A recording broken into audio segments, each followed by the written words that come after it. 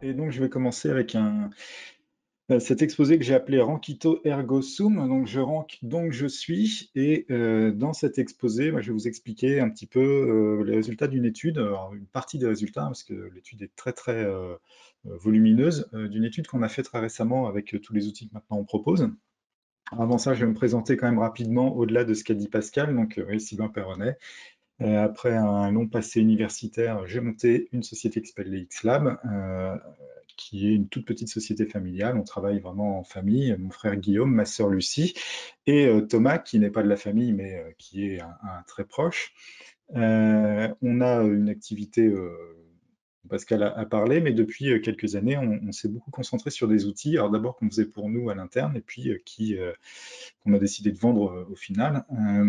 Je pense qu'il y a deux outils qui sont importants, notamment dans le cadre de cet exposé, parce que je m'en sers intensivement pour cette étude. Le premier, c'est Urtex Guru, donc un outil d'aide à la rédaction. Et le deuxième, c'est Babar.tech, qui est notre nouvel outil d'analyse du linking, entre autres. Je fais pas mal d'autres choses, mais je vais surtout me concentrer sur la partie linking aujourd'hui avec ça. Alors, je ne savais pas, j'aurais pu mettre mes screenshots où j'ai fait des victoires royales moi aussi, mais j'ai laissé Kevin nous en mettre un. Je ne savais pas qu'il fallait que je mette les miens. Voilà. Et je vais continuer avec l'objectif aujourd'hui de cet exposé. Alors, c'est vraiment la restitution d'une étude, un petit peu dans l'idée de celle qu'on avait fait avec Kevin il y a quelques années, qui était quelles sont disons, les pratiques, les bonnes pratiques notamment de linking qui étaient mises en place par les gens qui rankent réellement dans les SERP. Et donc là, l'objectif, c'est vraiment ça, c'est de comprendre comment les SERP se structurent par rapport à certains signaux.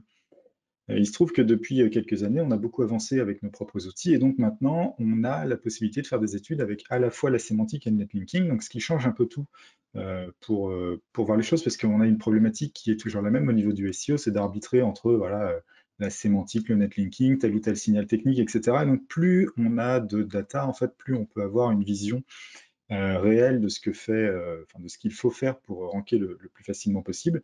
Et donc là, il y a des signaux supplémentaires par rapport aux études qu'on a pu faire précédemment. Alors, avant de commencer, il faut que je vous raconte un petit peu quelque chose sur le moteur. Le moteur, il a des signaux de ranking en quantité industrielle.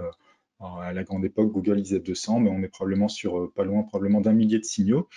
Certains, c'est des petits signaux, donc c'est des trucs énormes, hein. Le PageRank, très gros signal, je sais pas, le nombre de caractères dans la H1, ça doit être un signal, mais qui est minime, etc. Donc il y a vraiment beaucoup, beaucoup de signaux. Et le moteur n'étant pas une opération philanthropique, pour trier dans son très gros index, il fonctionne par liste itérative, ce qu'on appelle les champion lists ou des top K dans le jargon technique. Ce qu'il fait, c'est qu'au début, pour trouver ce qu'il va mettre en avant, il va utiliser 3-4 signaux très gros, très importants, à grosse maille, mais qui ne lui coûtent pas cher à calculer pour trouver les 100 premiers de la SERP. Et puis parmi les 100 premiers, il va refiltrer pour trouver les 50 premiers avec un petit peu plus de signaux, puis les 20 premiers, puis les 10 premiers, puis les 5 premiers, puis les 3 premiers, puis les 2 premiers, puis le premier. Et donc, plus ça va, plus il utilise des signaux de manière différente. Alors, il y a de plus en plus de signaux et utilisés de manière de plus en plus différente pour créer ces positions. Et j'ai marqué, il n'y a pas toujours une monotonie, c'est-à-dire qu'il y a des signaux qui sont utilisés d'une certaine manière à un certain stade, et puis qui sont utilisés d'une manière différente un peu plus tard. Alors, ça va être le cas, par exemple, de la notion de suroptimisation sémantique, qui est un signal qui est positif dans certains cas, et puis qui devient négatif par la suite quand on avance dans la SERP. Et donc, l'objectif de cette étude, c'est de comprendre tout ça. Alors, mes slides ne passent pas, voilà. Donc, certains signaux sont forts jusqu'au top 5, baisse pour le top 3, c'était mon exemple. Cette étude, elle est basée sur un très grand ensemble de données et mon objectif, d'abord par rapport à tout ça, c'est d'avoir une étude qui pourrait être reproductible au plus possible, on va dire ça comme ça. Et donc, plutôt que de trouver nous-mêmes les mots-clés qu'on allait analyser, on a trouvé ensemble, tous ensemble dans l'équipe, un dataset public qui contient de la data au kilomètre. Donc ce dataset, il est sur Kaggle, qui est une plateforme qui permet de faire des projets de machine learning, et il y a dedans 448 millions de requêtes de recherche en anglais qui ont été faites sur les années 2017, 2018, 2019. Et donc c'est à partir de ça qu'on a travaillé. Alors, c'est vraiment beaucoup de données, hein. Il y a 53 gigas de données. Je vous ai mis l'adresse ici, donc vous pouvez tous vous en servir pour faire des études similaires. Et par contre, bien sûr, nous, on n'a pas étudié 448 millions de mots-clés, on a fait des études avec des sous-ensembles. Et dans ce que je vous présente aujourd'hui, on a pris une beaucoup plus petite volumétrie, hein, pour avoir des résultats très rapidement. On a pris 1000 mots-clés au hasard. Et à chaque fois, après, on est allé chercher dans Google les SERP pour ces 1000 mots-clés, ce qui nous a donné un dataset que vous trouverez sous le nom de Common plus tard. Donc, c'est des... Alors, Common, pourquoi? Parce que c'est des requêtes qui ne sont pas forcément compétitives, hein, il y a tous les types de volumétrie, etc. Et puis, on a pris aussi les 100 plus gros keywords en termes de volume dans ce dataset, et on a pris les SERP associés, c'est ce qu'on appelle le dataset comp pour compétitif. Et quand on groupe tout, on a un dataset qui s'appelle All, mais que vous ne verrez pas apparaître, je crois, dans les slides que j'ai mis par la suite. Alors ça, c'est un peu ce qu'on a fait. Alors le type de mots-clés qu'il y a dedans, hein, voilà, dans compétitif, vous avez un mot-clé comme Christmas, skincare products, Emma Stone, cookie recipes, endométriosis, etc. Bon, il y en a plein. Ce qui caractérise ces mots-clés compétitifs, c'est généralement un très gros volume de recherche et parfois, mais pas toujours, un CPC qui va être élevé. Bon, je ne vais pas vous apprendre ce qu'est un mot-clé compétitif, hein, vous le savez aussi bien que moi, mais l'idée c'était de voir s'il y avait des comportements différents entre les sites qui étaient positionnés pour des mots-clés qui étaient un peu le tout venant et des sites qui sont positionnés pour des mots-clés très compétitifs. Sous-entendu, est-ce que ceux qui se positionnent pour les trucs les plus compétitifs ont des méthodes de travail différentes? Et ce qu'on va voir, c'est qu'en fait, ils n'ont pas forcément des méthodes de travail extrêmement différentes. Par contre, comme ils poussent le paroxysme, enfin, ils poussent les méthodes jusqu'à leur paroxysme, des fois, on a des ventilations sur les signaux qui sont très différentes entre les mots-clés compétitifs et les autres. Alors, une fois qu'on fixe ça, donc ici, j'ai mon dataset de mots-clés, eh bien, il me faut la qualification des sites qui sont positionnés par rapport aux signaux que je veux analyser. Alors, on a utilisé 3 sources de données. La première, c'est, bon, je dis la première, mais bon, une des 3, c'est d'abord la sémantique. Et pour ça, on a utilisé l'outil UrtexGuru, hein, je vous en reparlerai plus tard, ce qui va nous donner des scores d'optimisation et de suroptimisation des pages. On a utilisé la data de Babar.tech.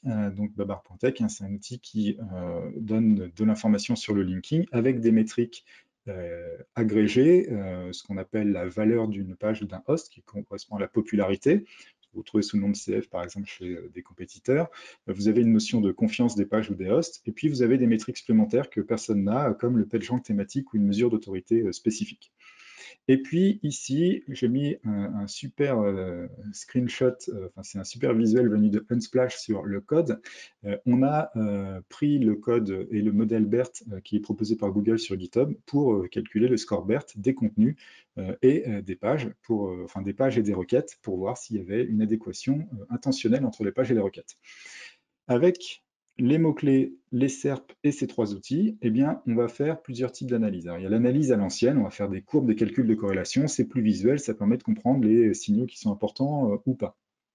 Et puis ensuite, on va créer des prédicteurs avec des algorithmes de classification issus du machine learning. Alors, en réalité, on a fait des prédicteurs sur énormément de types de données différentes, avec énormément d'algos différents, qui ont tous en commun de pouvoir expliquer comment ils prennent leurs décisions. Ces algos. Et par contre, dans l'enquête, on a beaucoup de résultats, mais ici, je vais vous présenter que quelques-uns qui sont très intéressants et plus faciles à comprendre peut-être dans un premier temps. Mais il faut voir une chose d'abord, c'est que ce qu'on va faire finalement, c'est pas comprendre quels sont les signaux du moteur, c'est on va comprendre quelles sont les meilleures pratiques que les SEO peuvent utiliser, qui, si elles sont mises en place, permettent de faire d'obtenir le même type de résultats que ce qu'obtiennent les sites les mieux positionnés. Google peut avoir d'autres métriques, et c'est le cas, c'est sûr, mais manipuler les métriques de Google, connaître les métriques de Google, on ne peut pas. Par contre, on peut avoir des métriques qui donnent les mêmes résultats que celles de Google. Et donc, ce qui compte, c'est nous, en tant que SEO, d'avoir des choses qui soient actionnables. Et donc, c'est par rapport à des métriques qu'on peut comprendre qu'il va falloir travailler. Et elles vont mirrorer les résultats des métriques du moteur. Ce n'est pas forcément que le moteur utilise les mêmes métriques, c'est que ça donne les mêmes résultats. Donc, ce qui est quand même une toute petite nuance.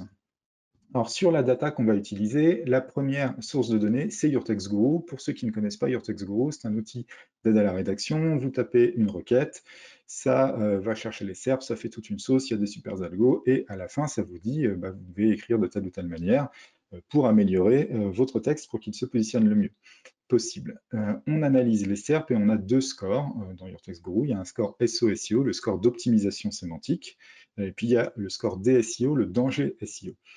Il y a tout un tas de bonnes pratiques sur comment faire. L'objectif, c'est pas forcément d'avoir le score maximum, et c'est d'avoir un score qui est plus haut que celui des autres. Et puis pour le danger, c'est plutôt d'avoir un score qui est plus bas que les autres. C'est ça la bonne pratique.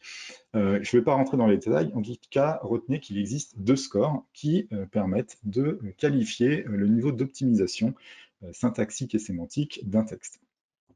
Dans le reste de la data qu'on va utiliser, on a la data de Babar. Alors Babar, c'est un nouvel outil, hein. On est sorti de bêta lundi dernier. L'offre freemium est à venir dans les prochains jours, donc elle n'est pas encore en ligne, mais vous pouvez déjà vous abonner si vous voulez. Et dans Babar, il y a énormément de choses, hein, sites similaires, le nombre de hosts qui partagent la même IP, etc., etc. Mais ce qui va m'intéresser aujourd'hui, en premier lieu, ce sont les métriques principales. La host value, c'est la popularité d'un site. C'est une valeur qui vaut entre 0 et 100. Et avec 50, eh bien, vous partagez le web en deux. En dessous de 50, il y a la moitié des sites du web. Au-dessus de 50, il y a l'autre moitié. Le host trust, comme son nom l'indique, eh bien, c'est le niveau de confiance qu'on peut accorder à un site. Là aussi, c'est une valeur qui vaut entre 0 et 100. Vous verrez que par rapport à d'autres compétiteurs, les valeurs sont très très faibles en moyenne. En vérité, quand on a un algo qui calcule le trust qui est pas tellement modifié par les gens, eh bien, on s'aperçoit que les valeurs sont très très basses. Alors, je reviens en arrière sur la host value, elle est calculée avec un modèle de PageRank avec Surfer raisonnable, hein, pour ceux qui connaissent. Donc les liens ont une valeur qui dépend de l'endroit où ils se trouvent dans la page. Donc des liens dans le footer, par exemple, ont moins de valeur que des liens plein texte. Ensuite, on a la semantic value. Donc là, c'est complètement nouveau. La semantic value, c'est le PageRank thématique. Et donc, c'est une modulation de la valeur de la popularité avec un score de proximité sémantique entre la page qui émet un lien et celle qui reçoit un lien. Donc si vous avez un profil de lien qui est parfaitement thématisé, en fait, vous allez avoir un score qui va être le plus haut possible, et s'il n'est pas très bien thématisé, eh bien, il va être plus bas. En fait, c'est assez intéressant, c'est qu'en comparant la host value et la semantic value, eh bien, vous pouvez savoir si votre profil de lien, il est fait avec les bonnes pratiques de thématisation ou pas. Et ici, par exemple, 80, c'est plus petit que 84, donc ça veut dire que, grosso modo, on a un profil de lien qui est extrêmement bien thématisé. Si un jour vous regardez, on verrait pour des MFA, etc., par exemple, typiquement, on va avoir des 80, 60, ce genre de choses, ce qui veut dire que le profil de lien n'est pas forcément bien thématisé. Alors en plus, nous, pour la thématisation, on fait de la vraie classification des contenus, et je pense qu'on est les seuls à le faire, ce qui fait qu'on a une donnée qui est correcte, pas comme d'autres opérateurs qui ne vont pas forcément avoir une vraie thématisation correcte. Puis ensuite, on a un score agrégé qui s'appelle le Babar Authority Score. Manipuler trois valeurs différentes, des fois c'est compliqué, et avec un seul score qui est calculé avec un autre algo, eh bien, on peut avoir une valeur unique qui indique la force globale de linking d'un site, le potentiel de linking, on va dire, et ici, on appelle ça le Babar Authority Score. Ces métriques, elles existent au niveau URL et host et domaine, et on va les utiliser au niveau URL et host dans l'étude. Alors, on a beaucoup d'autres informations hein, dans Babar. S'il y a des informations qui sont publiques, c'est celles que vous voyez sur l'interface. Il y a des indicateurs cachés, techniques, qui sont internes, et il y en a qui sont intuitifs, mais qui restent internes. Et dans ceux qu'on va utiliser, dans ceux qui sont intuitifs, mais internes, il y a ce qu'on appelle la text quality et la text size. Alors, text size, ça parlera à tout le monde, hein, il n'y a aucun mystère, c'est vraiment la taille du texte en nombre de caractères. Donc ça, je pense que tout le monde comprend ce que c'est. Et la text quality, c'est un indicateur de la diversité du vocabulaire. Ce serait grosso modo un petit peu comme le taux de compression d'un texte. C'est on regarde s'il y a beaucoup de mots différents qui sont utilisés ou si les gens utilisent un vocabulaire qui est très refermé et qui est quand même souvent assez synonyme d'optimisation des contenus. Alors ça, c'est pour les outils. Et puis ensuite, on a en dernier type de data, c'est l'utilisation de BERT chez Google. Donc on a pris le modèle BERT de Google et on l'a un petit peu tweaké pour pouvoir s'en servir. Alors, vous n'êtes pas forcément familier de ce genre de choses, mais quand on calcule les vecteurs BERT, en vérité, les implémentations fournies par tout le monde, y compris par Google, et l'algo a été conçu comme ça, on ne peut pas calculer un vecteur BERT pour plus de grosso modo 20-25 mots. Et donc, on est obligé de calculer des vecteurs BERT sur des petits morceaux d'un texte, puis de trouver une manière de recombiner les vecteurs sur les petits morceaux pour fabriquer un vecteur pour le texte dans son intégralité. Et donc, c'est pour ça que j'ai mis que c'était expérimental pour l'instant, puisqu'on a fabriqué à notre sauce une méthode de recombinaison et on n'a aucun moyen de savoir si elle correspond vraiment à ce que ferait Google, par exemple. On est confiant sur le fait que c'est le cas, mais pour l'instant, je suis incapable de vous le garantir. Donc voilà, je préfère dire que c'est expérimental. Pour la petite histoire, hein, quand on parle de passage indexing, le truc à la mode là, dont Google a parlé, en vérité, c'est facile à faire. Hein, le défaut de BERT, c'est de ne pouvoir travailler que sur des petits passages de documents. Et donc, le passage indexing, on l'a gratuitement en fait quand on utilise BERT au niveau d'un moteur. Donc, c'est une nouveauté, mais qui est due à une faille de l'algo finalement. Voilà, et maintenant, je vais commencer à analyser cette donnée et je vais la regarder d'abord de très très loin avec, alors là, vous allez tous avoir peur si vous ne connaissez pas ce genre de choses, ce qu'on appelle des diagrammes de corrélation. Alors, ça fait peur parfois. Un diagramme de corrélation, qu'est-ce que c'est? Eh bien, c'est ce genre de choses. Quand on regarde ça, on voit ici des colonnes, des lignes qui correspondent à des éléments. Alors, on ne voit pas parce que c'est vraiment trop petit, mais chaque petit texte qui est ici, c'est le nom d'une des métriques que je suis en train d'observer. Par exemple, je vais avancer un petit peu. Ici, il y a toute une ligne, c'est Your Text Guru pour son score d'optimisation, pour son danger. Ici, c'est le score BERT. Ici, c'est la qualité des textes, etc., etc.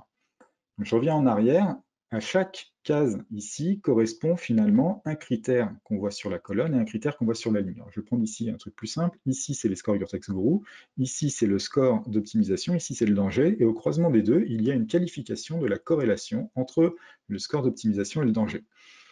La couleur qui est dans la case, plus elle est foncée, plus il y a une forte corrélation. C'est-à-dire que les variables ont tendance à être reliées l'une à l'autre dans leur comportement. Si c'est rouge, dans la case, eh bien, c'est que quand une variable monte, l'autre descend. Si c'est bleu, c'est que quand une variable augmente, l'autre augmente aussi, ou quand une variable descend, l'autre descend aussi. Et on voit par exemple ici que pour le score Your Text Guru et le danger Your Text Guru, eh bien, quand l'un augmente, l'autre augmente. Effectivement, plus on optimise un texte pour l'améliorer, plus on a de risques de le suroptimiser. Le score de suroptimisation augmente généralement de concert. Et ce qu'on essaye, c'est de le faire augmenter le moins vite possible, mais il finit toujours par augmenter, parce que plus on rajoute d'optimisation, plus on a des chances d'être suroptimisé. C'est exactement ce que dit cette case bleu foncé. Alors, ce qui est intéressant quand on voit de loin, donc ici, tout ce qui est là, ce sont les métriques qu'il y a dans Babar. Ici, les deux dernières lignes, c'est Your Text Guru et la dernière, c'est BERT. Je vais commencer par BERT. On s'aperçoit que le score BERT, il n'est corrélé à rien d'autre comme signaux. Ça veut dire une chose, c'est-à-dire que quand Google rajoute un score de type BERT dans le moteur, comme signal de ranking, il rajoute une information totalement nouvelle qu'il ne possédait absolument pas. BERT, c'est ce qu'on appelle un extracteur de contexte. Ça repère l'intention des textes, notamment. Ça veut dire qu'avant que BERT ne soit mis en place, le moteur ne savait pas repérer l'intention des textes. Maintenant, avec BERT, il sait le faire et il ne savait pas le faire avant. Le score Your Text Guru, on voit qu'il n'est corrélé à aucune des variables, aucun des signaux qu'on peut trouver par ailleurs, sauf deux signaux qui sont ici. Alors, vous ne pouvez pas lire, mais moi, je sais ce que c'est. Ce sont les signaux qui correspondent à la taille des contenus. Et c'est corrélé de manière positive, assez forte, puisque c'est bleu assez foncé. C'est-à-dire qu'en fait, plus on écrit des contenus qui sont grands, plus on a de chances que ces contenus soient optimisés. Et plus on optimise des contenus, plus on a de chances qu'ils sont grands. Ben, effectivement, c'est normal, hein. Pour optimiser, il faut rajouter des mots qui sont importants dans le champ lexical, et ça a tendance à augmenter la taille des contenus. Et plus on augmente la taille des contenus, plus on a de chances de mettre les mots du champ lexical. Donc les deux augmentent ensemble. Jusque-là, aucune surprise. Et puis ici, on a un truc qui est aussi amusant, c'est que la text quality, elle n'est corrélée à rien du tout. Et donc, l'utilisation d'un vocabulaire plus ou moins diversifié n'est corrélée à aucun signe. C'est pas parce qu'on optimise qu'on utilise un texte qui est qu'on utilise un vocabulaire plus diversifié, c'est pas parce qu'on utilise un vocabulaire plus diversifié qu'on va être plus ou moins optimisé, etc.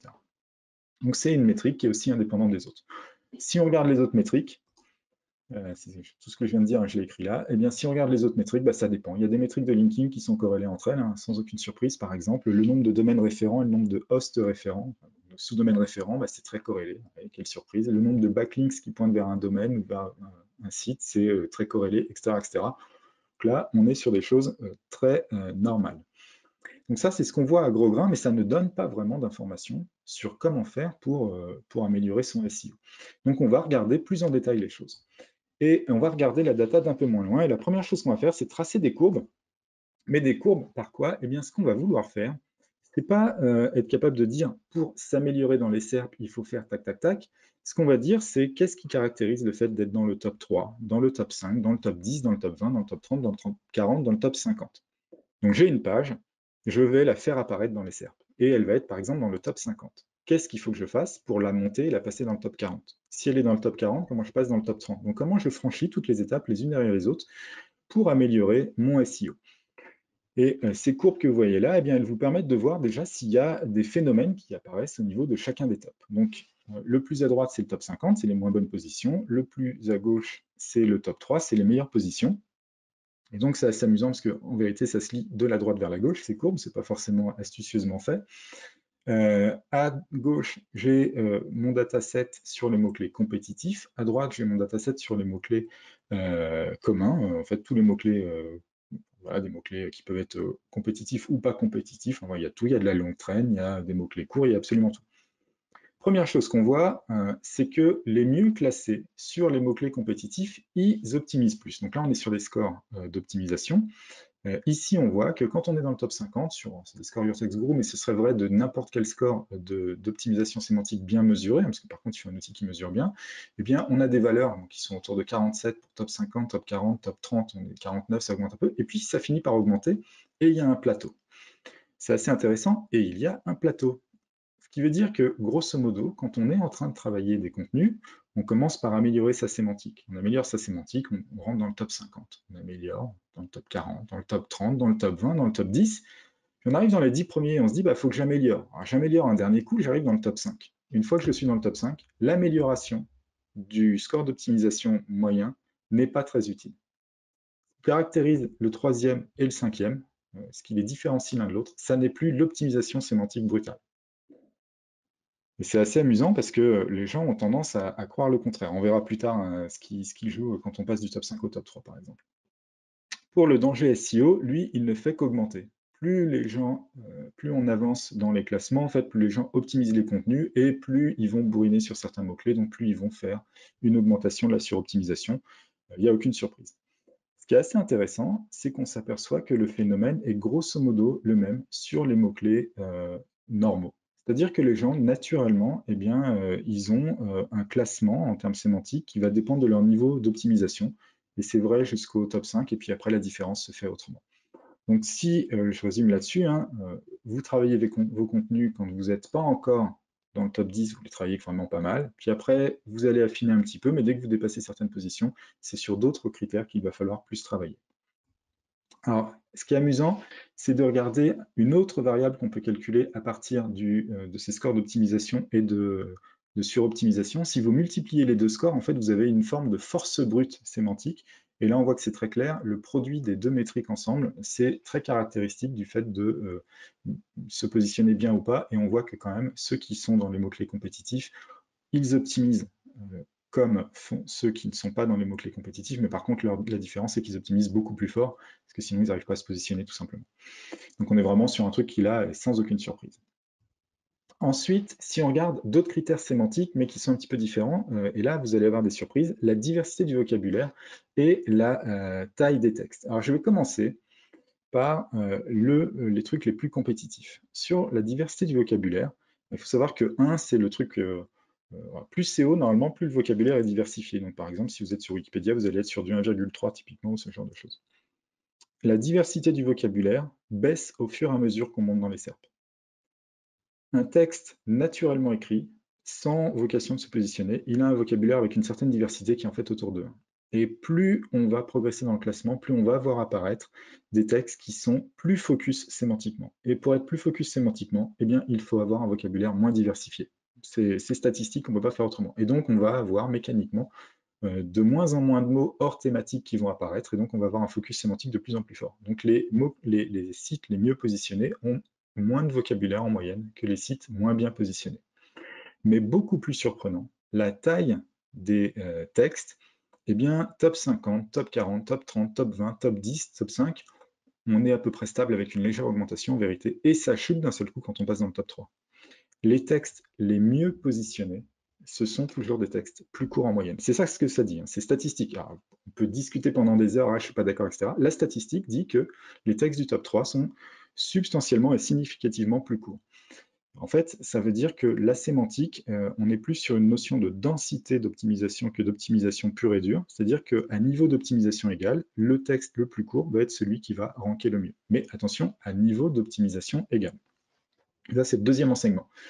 Le même phénomène apparaît pour le dataset où il y a absolument tout, mais sur ce dataset où il y a absolument tout, en fait, la courbe est moins marquée en termes de cassure sur le top 5, parce qu'il n'y a pas de personnes qui vont pousser au maximum en moyenne sur toutes les requêtes non compétitives jusqu'au bout du truc. Donc ça, c'est ce que j'ai dit. Dans tous les cas, les mieux classés ont des textes un peu plus courts et sur un vocabulaire plus focus, mais c'est dans les mots-clés les plus compétitifs qu'on va voir apparaître un phénomène de faire ça très très fort sur les tout derniers, enfin les tout premiers de la SERP, donc sur les 3-4 premiers. Alors ensuite, on a utilisé BERT pour voir ce que ça donne. Alors, sur BERT, on est sur quelque chose de très expérimental, et donc je ne vais pas en faire des tartines. Et vous remarquez que je n'ai pas mis d'échelle ni de valeur, alors parce que ça n'a aucun sens d'en mettre, aucun sens compréhensible. Alors bien sûr, il y a des valeurs, et en vérité, toutes ces valeurs, elles sont resserrées sur un truc qui... La distinction entre un point qui est ici, au milieu, et le point qui est là, c'est peut-être à la 4e ou 5e décimale que ça se fait, donc il n'y a pas de sens de mettre une valeur. Cette valeur, c'est la distance entre le vecteur BERT et le vecteur du contenu, le vecteur BERT de la requête et le vecteur du contenu qui est positionné pour cette requête. Eh bien, on voit quand on est dans le top 3, les scores BERT sont vraiment substantiellement plus hauts que pour les autres. Dans le top 5, c'est un petit peu plus haut. Et pour le reste, en fait, c'est grosso modo à peu près la même chose. Il y a une toute légère baisse, mais enfin voilà, c'est une fluctuation qui est statistiquement pas super significative. Grosso modo, la mesure de l'intention réelle de la SERP, eh bien, elle ne se fait que sur le top 3, le top 5, et pas sur le reste. Qu'est-ce que ça veut dire, tout ce que je viens de dire sur la sémantique? C'est-à-dire qu'en fait, quand vous êtes en train de faire des textes, si ce que vous visez, c'est le top 3, il faut être bien optimisé syntaxiquement, il ne faut pas être trop suroptimisé, il faut avoir un texte qui est dans l'intention, et il faut avoir un vocabulaire qui est un petit peu plus restreint, un texte qui est assez synthétique, donc pas trop long. Si vous faites ça, vous êtes éligible au top 3. Si par exemple, vous n'êtes pas dans la bonne intention, mais que tout le reste est carré, eh bien, vous serez dans le top 5 ou dans le top 10, mais jamais dans le top 3. Alors c'est assez intéressant parce que notamment cette notion d'intention, bah, elle est ultra importante, elle impose de connaître ce que vont taper vos clients quand ils vont venir sur le site. Et donc une requête générique barbecue à gaz, par exemple, eh bien, ou bien le moteur lui attribue une intention et il faut la trouver, ou bien c'est une requête qui n'a pas vraiment d'intention et vous allez plutôt pouvoir vous positionner pour des requêtes, je sais pas, allumer son barbecue à gaz, ça n'a pas de sens, mais quel est le prix d'un barbecue à gaz, comment nettoyer son barbecue à gaz, etc., etc. Donc on rentre vraiment dans des requêtes un petit peu différentes qui portent beaucoup plus d'intention et qui sont celles que vous allez pouvoir attaquer. En tout cas, votre contenu ne pourra attaquer qu'une ou deux de ces requêtes-là. Et donc ça, ce que dit Bert, c'est que si vous avez un texte qui ne porte pas d'intention, accéder au top 3, c'est très très difficile. Ensuite, eh bien, il va falloir que j'accélère un peu, parce qu'il me reste combien de temps? Il me reste 20 minutes, c'est ça? 20 minutes, personne ne me confirme, mais Oui, c'est c'est à bien peu 20 près minutes. ça. 20 minutes, dont 10 minutes de questions, mais ça va le faire. Ok, bah, je vais accélérer. Ensuite, on a zone par zone pour le linking des phénomènes intéressants. Donc là, c'est Babar qui nous fournit la data. Et qu'est-ce qu'on voit? Je vais passer directement à la conclusion là-dessus. On voit que les valeurs de popularité, donc host value et page value, c'est vraiment la popularité. Donc nous, c'est la value qui mesure. Vous pouvez utiliser d'autres outils qui vous donnent la mesure de popularité. Simplement, elle sera moins fine parce qu'il n'y a pas cette notion de surfeur aléatoire raisonnable. Donc tous les liens des sites ont la même valeur, alors qu'en fait, ce n'est pas le cas au niveau d'un moteur comme Google. Mais si vous avez une mesure de popularité qui tient la route, on voit que plus on est positionné, notamment dans les mots-clés compétitifs, plus les valeurs sont hautes, vraiment substantiellement hautes des fois. Et on voit sans aucune surprise que les valeurs au niveau des hosts, c'est-à-dire au niveau des sites, sont toujours plus fortes que celles au niveau des pages. Là, je suis en train d'enfoncer des portes ouvertes. Pour être bien positionné, il faut avoir des sites qui ont une bonne popularité. Ouh là là, incroyable. Ce qui est intéressant, après, c'est sur la confiance. On voit qu'en fait, sur la confiance, eh bien, il n'y a pas vraiment... La volatilité de la courbe est beaucoup plus faible. Et donc, la confiance, c'est important, mais beaucoup moins, finalement, que la popularité. On voit que la popularité, il y a quand même une croissance continue depuis le début pour l'augmentation.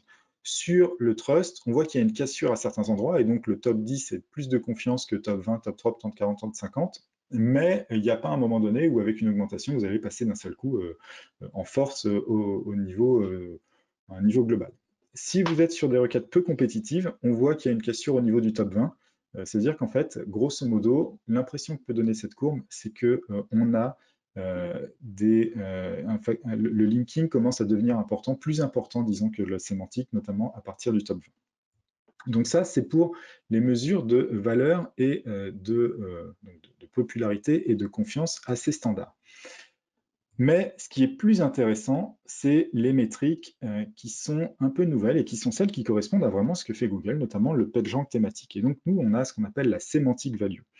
Et la semantic value indique quelque chose qui est assez intéressant, c'est que quand on est sur les requêtes standards, eh bien, finalement, le top 5, statistiquement, a des profils de liens qui sont extrêmement thématisés.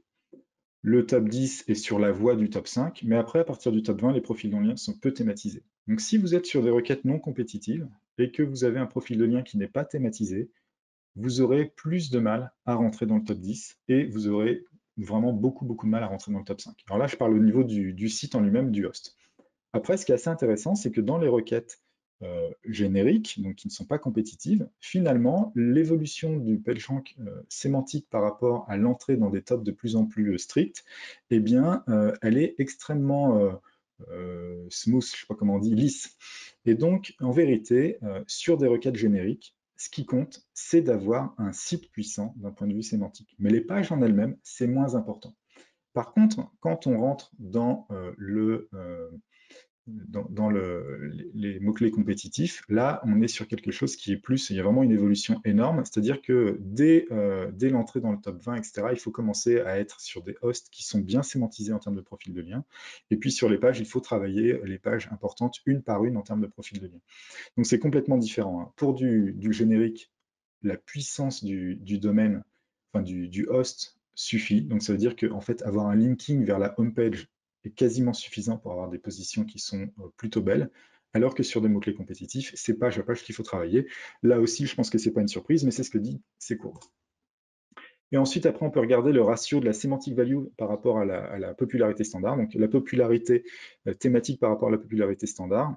Là, c'est plus pour voir ce que les gens font. Et on monte à 44% dans le top 3 sur du compétitif, alors qu'on est à 30% sur le top 3 dans du non compétitif. Les gens qui sont sur des mots-clés compétitifs font très attention à la thématisation des BL, beaucoup plus que les autres. C'est ce que ça dit. Et là aussi, il n'y a pas trop de surprises, je pense.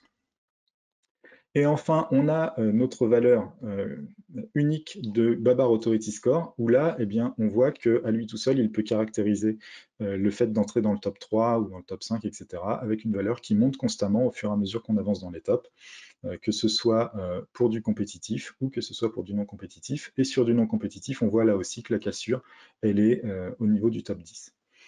Donc ça, c'est les choses un petit peu vues de loin. Mais après, on peut regarder vraiment très en détail ce qui se passe. Et là, on va utiliser un classifieur en lui disant, es-tu capable de distinguer ce qui fait qu'une page est dans le top 10, par exemple, et dans le top 20. Donc on va utiliser un classifieur qui donne de très bons résultats. On en a testé plusieurs et on avait fait des études donc, dans le temps, par exemple avec Kevin, il y a 2-3 ans. Et ces études donnaient d'assez bons résultats en termes de qualité de prédiction. Alors, je ne sais plus exactement les scores, mais disons, je veux dire au pif, mais peut-être dans les 85%, un truc comme ça. Mais on n'avait pas de signaux sémantiques. Et donc là, et puis on utilisait de la data majestic.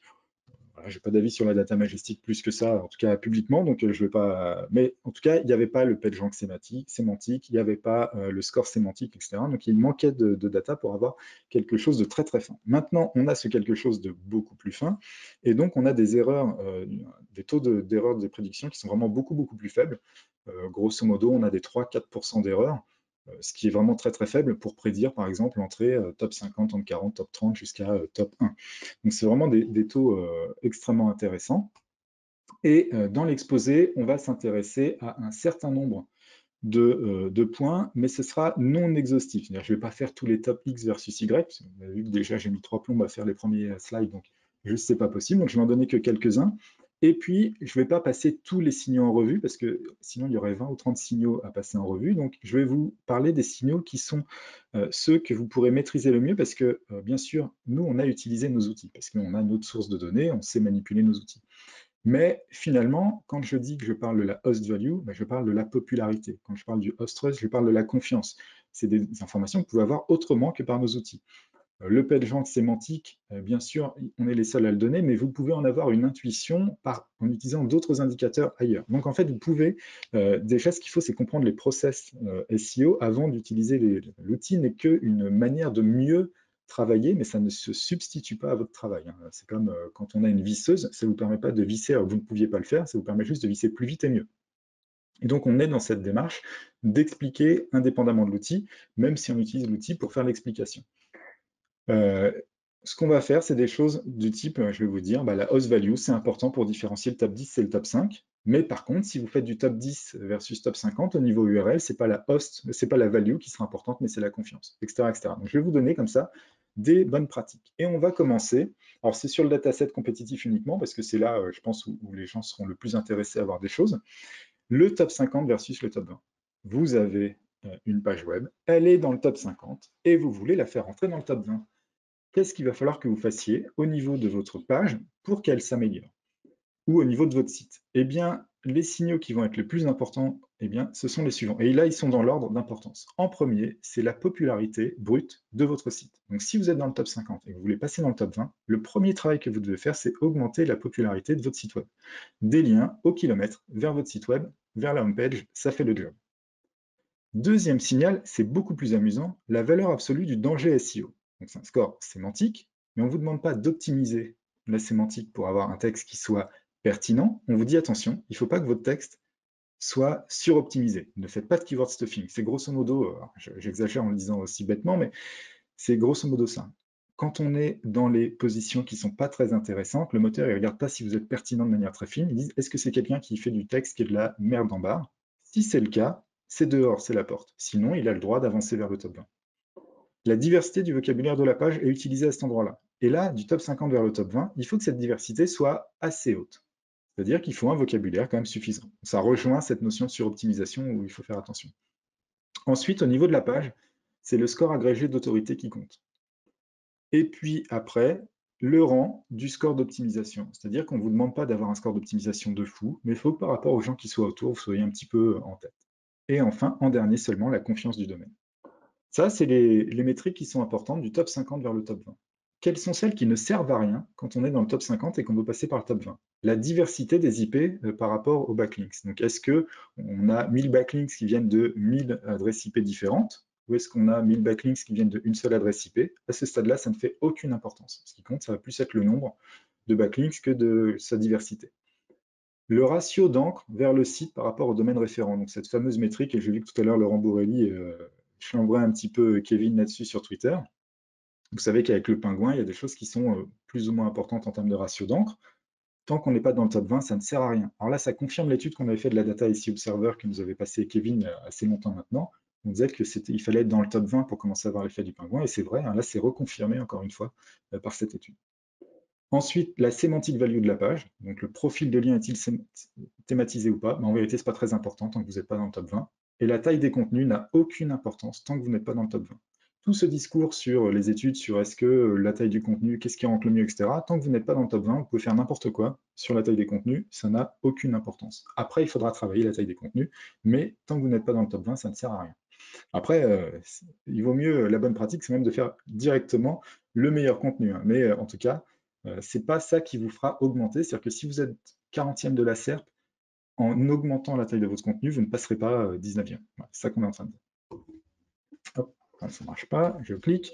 Maintenant, vous êtes dans le top 20, mais vous voulez passer dans le top 10. Normal, hein, vous voulez progresser. Qu'est-ce que vous faites? Eh bien là, ce qui compte, c'est l'authority score au niveau du site dans son intégralité.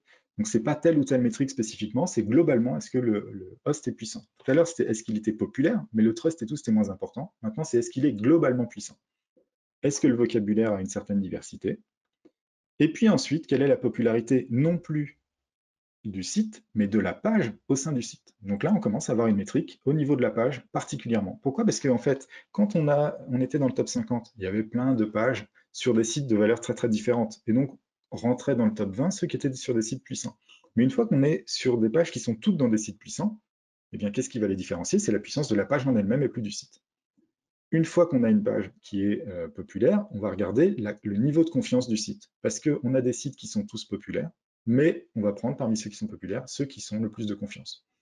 Puis ensuite, on va avoir le profil de lien, mais thématisé de la page. Et puis ensuite, et là ça commence à être plus important, le score d'optimisation SEO, vraiment pur et dur, c'est est-ce que j'ai une bonne valeur d'optimisation SEO en termes de, par exemple, du score Your Text Guru, et est-ce que je suis un des meilleurs parmi ceux qui sont dans la SERP. Et puis, par contre, ce qui ne sert pas, c'est le niveau de suroptimisation. Il était important pour rentrer dans le top 20 de ne pas être trop suroptimisé, mais quand on est dans le top 20, pour rentrer dans le top 10, le fait d'être suroptimisé ou pas n'a quasiment aucune importance. Une fois qu'on a bien travaillé là-dessus, on rentre dans le top 10. Mais comment est-ce qu'on rentre dans le top 5? Et là, on commence à avoir des choses qui apparaissent, qui sont assez convenues, bien sûr. Tout à l'heure, ce qu'il fallait, c'était avoir un site puissant pour rentrer dans le top 20. Puis après, une page puissante dans un site puissant. Après, il faut que cette puissance, elle vienne de plusieurs liens qui viennent d'endroits différents du web, parce que sinon, on a une concentration de quelques acteurs qui nous donnent la popularité, et ça, c'est pas... Donc voilà, il faut un site puissant, et là, cette puissance, elle vient de liens qui sont faits par un grand nombre de personnes. Ensuite, au niveau host, toutes les métriques sont utilisées pour rentrer vers le top 5, donc il faut être bon partout. Quand on rentre dans le top 5, on commence à être sur des sites qui doivent être bons sur toutes les métriques. Mais apparaît les métriques encre du host de manière assez importante. C'est-à-dire qu'avant, ça apparaissait, mais de manière un petit peu transitoire, ça ne servait finalement qu'à pénaliser au niveau du pingouin. Là, on commence à avoir un vrai impact sur la diversité des encres pour le positionnement. Et puis ensuite, le niveau de suroptimisation. Quand on est dans le top 10, et c'est là où c'est d'ailleurs l'optimisation SEO en termes de rédaction, elle est peu importante, parce que quand on est dans le top 10, normalement, on a en moyenne sur des datasets très compétitifs, on a en moyenne que des pages qui sont bien optimisées en termes de contenu. Et donc, ce qui va compter, c'est qu'elles soient bien optimisées, mais qu'elles soient moins suroptimisées que les autres. Donc, plus à niveau d'optimisation égal, le moteur favorisera les moins suroptimisés. Voilà. Après, les métriques de type popularité uniquement au niveau de la page, c'est peu utilisé. Donc, le score d'optimisation SEO, je vous l'ai dit, c'est peu utilisé aussi. Et je vois qu'il me reste 5 minutes pour finir le truc. Il me reste 2 slides, grosso modo, je crois. Quand on est dans le top 5, on veut rentrer dans le top 3. Qu'est-ce qui compte pour être dans le top 3? La diversité des encres vers l'URL, non plus vers le host, mais vers l'URL. Le niveau de suroptimisation, il doit être le plus bas possible. Il faut qu'on soit sur un site qui soit le plus de confiance possible. Il faut que l'URL ait les meilleures métriques globalement de linking par rapport aux autres. Voilà. Là, je me suis trompé, j'ai laissé un copier-coller du truc. Je sais plus ce que c'est pas ça. En tout cas, ces deux trucs-là sont faux parce que je pense que c'est exactement un copier-coller. J'ai oublié de mettre à jour cette box-là. J'essaierai de le faire dans les slides que je mettrai en ligne. Et j'ai oublié ce qu'il fallait mettre dedans. Donc voilà, je suis désolé. Mais en tout cas, les métriques importantes, ce sont celles-là. Une fois qu'on est dans le top 3, on va être dans le top 2 ou on va être premier. Et là, vous découvrirez ça la prochaine fois où je ferai une restitution, parce qu'il fallait que je tienne en 50 minutes. Vous remarquez que dans les 2-3 derniers slides, BERT n'apparaît pas. BERT devra apparaître, et en théorie, BERT devra apparaître à partir d'ici. Donc BERT fait partie des métriques importantes, top 10 vers top 5, et surtout top 5 vers top 3. Au top 5 vers top 3, c'est ultra important. Ce serait la première métrique, si je pouvais le mettre, mais moralement, pour l'instant, je n'ai pas assez de data par rapport à BERT pour être certain que la conclusion que je vous donnerai serait correcte. Et donc, j'ai choisi de ne pas le mettre. La courbe qu'il y avait tout à l'heure montre que BERT est important pour le top 3 et le top 5. Et c'est ce qu'avaient l'air de dire les prédicteurs qu'on a fait, mais il faut beaucoup plus de data sur le prédicteur pour conclure par rapport à BERT. Et donc, eh bien, il n'y a pas, ça n'apparaît pas dans le slide à cause de ça. Voilà, et donc j'ai mis à bas d'accord, parce que c'est vrai que c'est un petit peu frustrant cette histoire par rapport à BERT, et donc j'en reparlerai un autre jour de BERT plus en détail, mais je pense qu'il y aura un truc qui sera consacré que à ça. Et je crois que j'ai fait le tour. Je vais mettre quand même remerciements partenaires, il paraît qu'il faut remercier tout le monde, et bien sûr remerciements à Jackie, à Pascal et à toute l'équipe de Links Garden, qui je pense a beaucoup aidé Jackie pour l'organisation. Tout à Voilà. fait. Moi, j'ai juste demandé, alors il me Exactement. faut les templates de slides, s'il vous plaît. Alors il me faut les publicités, les machins. Non, non, c'est pas vrai. Donc tout le monde a travaillé sur le projet. Mais merci beaucoup à toi, Sylvain, surtout, pour ta Merci présentation. Sylvain. Donc Ma c'était super. webcam, Maintenant, il manque plus que le top 3, c'est ça? top Donc, 3, top 2, Vous avez etc. un petit cliffhanger note, là pour note les pour plus prochaines tard, prochaines. Sylvain, vaut mieux faire passer le matin quand même. Oui. N'empêche, tu as, au début, on a commencé à 500 participants. On est toujours à peu près à 500 participants. Et au niveau de l'attention, parce qu'on a des chiffres sur l'attention, on est à peu près sur la même chose du début à la fin. Donc finalement, les gens étaient, enfin, s'ils sont là, je pense que c'est parce qu'ils sont intéressés par toutes les confs. Donc merci en tout cas pour ta presse, c'était cool. Tu peux Je les remettre ai ta payés, cam, c'était ça. Sylvain, pour Moi, J'essaye je de vais le la faire, reprendre, moi. mais ça ne marche absolument pas. Est-ce que ça marche là? Non, Non, elle y était, mais tu viens de l'enlever. ouais, tu l'avais enlevé il y a quelques minutes. Ah, et là, elle y est? Non. Non, mais je crois que c'est la journée des problèmes de cam là, donc c'est pas Il y a un très petit grave, hein. bouton rouge et vert avec une caméra. Ouais, mais c'est en train de Ouais. marquer que ça partage ma cam là. Ok, bah, coupe et relance, des fois, tu sais. Ouais, alors là on voit ton partage Ouais, c'est d'écran. à cause d'écran. Bah écoute, je vais laisser les slides hein, parce que je sais pas. Eh, regardez, Oui. C'est un sacré bordel, Tesla. Du je suis coup, désolé, on c'est en train de a mouliner, ça fait rien. Bon. ouais. Du coup, voilà, n'hésitez pas à poser des questions. On va essayer d'en lire un maximum. On a à peu près 10 Je vais minutes. commencer par une question de Hurley parce que je l'ai un petit peu raté sur les questions à Kevin. On n'avait pas assez de temps. Et il a posé des questions très intéressantes, Hurley, et on n'a pas Tout eu à le temps fait, de ouais. répondre. Donc, hello Sylvain, merci beaucoup. Question. Pas du tout d'informations de ta part sur les vitesses la vitesse des sites, pages, ni sur les métriques LCP, First Byte, etc. Est-ce que c'est un choix assumé? Oui, tout à fait, parce que en fait, la plupart des études qui ont été faites jusqu'ici, nous on les confirme, l'effet est vraiment à la marge. Donc il y a un effet, en fait, quand on fait des trucs sur autant de mots-clés, on a trop de sites web pour voir un effet. L'effet sur les vitesses, c'est vraiment un effet à la marge sur les outliers, donc les sites très très très ralentis ou très très mauvais, ou sur des SERP où tout le monde est mauvais sauf un ou l'inverse. Et donc il n'y a pas grand-chose à montrer sur un tel volume de données en fait. Notamment par rapport au linking qui écrase absolument tout le reste hein, en termes de critères. Ok. Qu'est-ce qu'on a? Est-ce que l'outil Babar permet de donner des indications sur toutes ces données? Oui, bien sûr, Babar fournit tout ça. Il y aura un freemium qui sera mis en route courant de la semaine prochaine au plus tard. Et donc les gens pourront tester, hein, de toute façon, il ne faut pas hésiter. Ouais, Et ça donc donne toutes nous, ces données. il y aura la semaine prochaine justement, il y aura un mail de remerciement pour toutes les personnes qui sont venues. On mettra les liens justement vers les tools, voilà, dont on a discuté aujourd'hui, et notamment vers Babar. Et les autres, Et les autres, oui, tout tout le à fait. monde, voilà. Moi, j'ai une petite question perso, Sylvain. Est-ce que tes deux chiffres principaux de Babar, est-ce que le but ultime, c'est de venir donner comment dire, un nouveau concurrent à Majestic?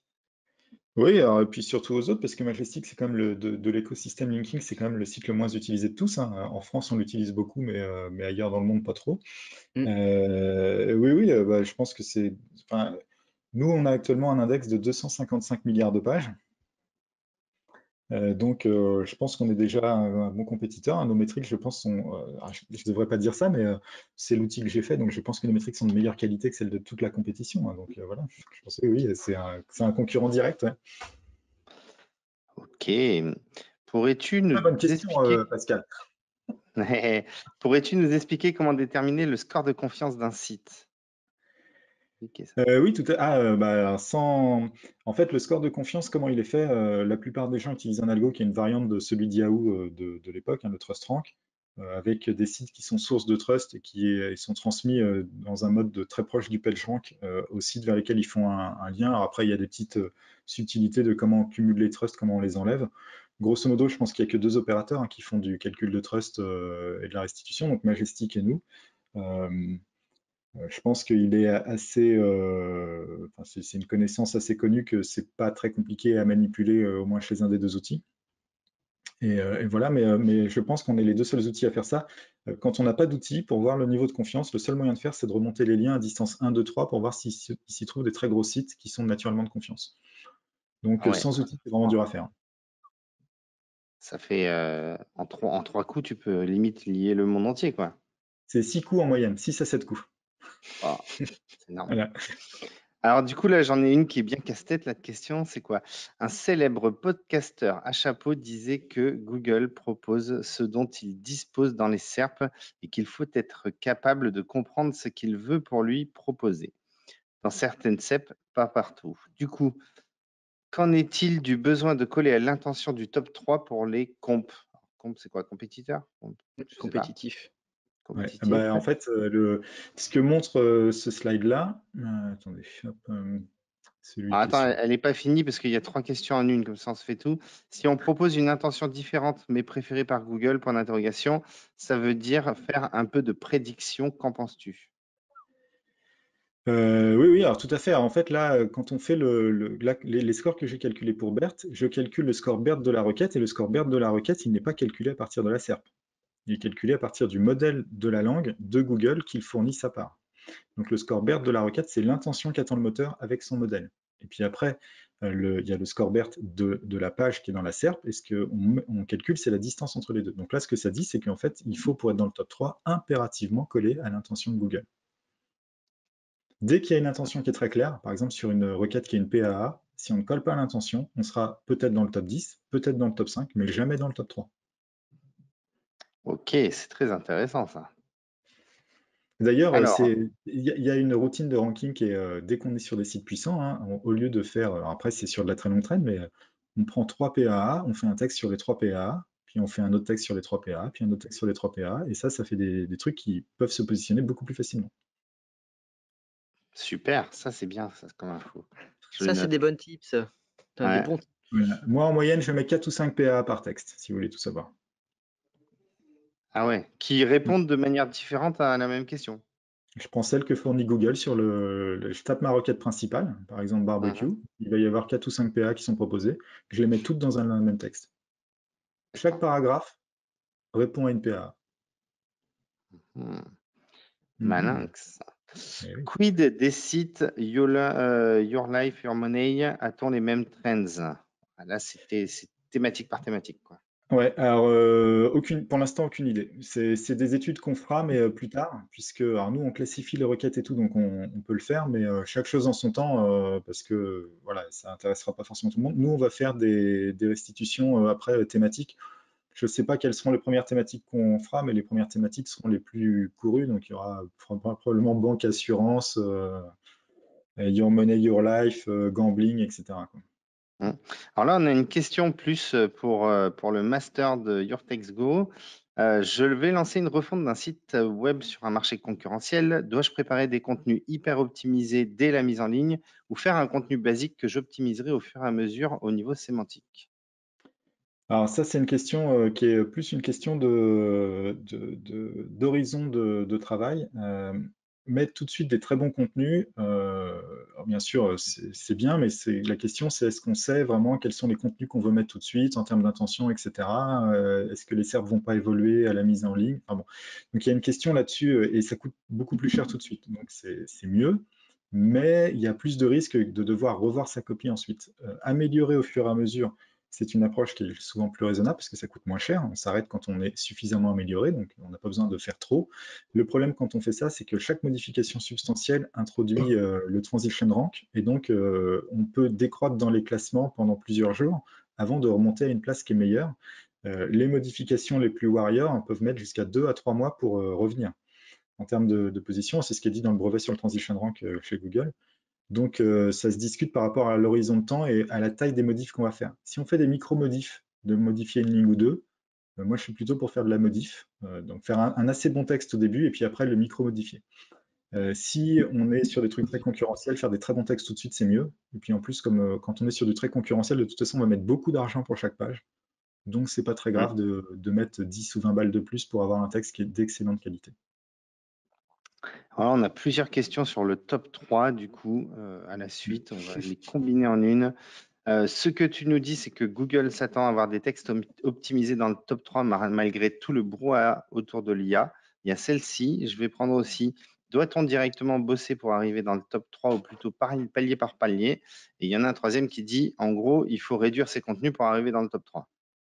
Alors, réduire ses contenus, non. Il faut voir que à un moment donné, un contenu de même optimisation, c'est celui qui a le plus gros focus qui rentrera en jeu. Mais à un moment donné, vous avez fait un contenu.